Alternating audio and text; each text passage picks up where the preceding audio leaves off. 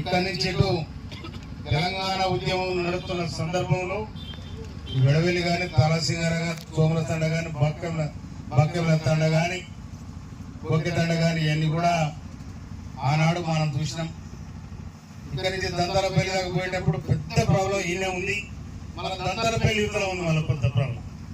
కానీ ఇది దీనికి మోక్షం వచ్చింది కనుక గౌరవ దీనికి సంతోష్ రెడ్డి గారు టెండర్ వేసి కాంట్రాక్ట్ పెట్టినట్టు మరి వారు రాలేదు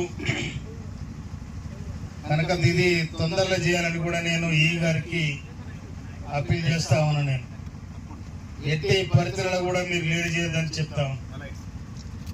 గౌరవ మన ముఖ్యమంత్రి గారు రేవంత్ రెడ్డి గారి నాయకత్వంలో సాగుతున్న ప్రజాపాలనలో భాగంగా ఇవాళ నిజంగా నేను మొట్టమొదలు ఇవాళ తిమ్మాపురం నుంచి ఇక్కడ కూడా ఈ 6 కిలోమీటర్లు కూడా శాంక్షన్ అయిందని కూడా నేను మనం చేస్తా ఉన్నాను. ఎక్కడి నుంచి ఎలకపల్లి నుంచి నూతనకల్ వరకు అది కూడా నిన్ననే సీతక్కను కలవడం జరిగింది.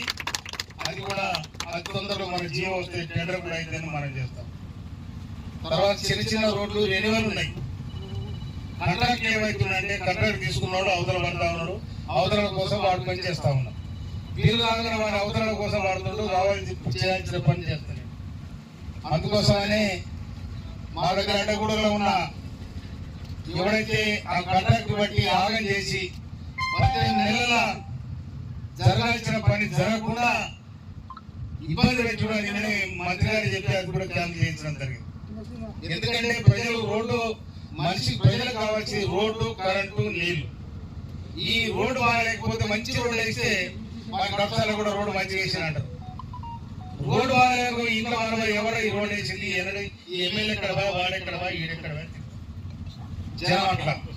అందుకోసమనే ఈ రోడ్డు కూడా తొందరగా, ఈ బ్రిడ్జ్ కూడా తొందరగా కంప్లీట్ చేయాలని చెప్పి నేను డిపార్ట్మెంట్ ఈ గారికి నేను సూచన చేస్తా ఉన్నా. తర్వాత మన ప్రాంతంలో ఇలా ఆలునూరు అయిపోయిందా, క్రాంతి వచ్చిందా, మెడల్ వచ్చిందా, వాడు అయితే పోతుంది నాకు అందుకనే.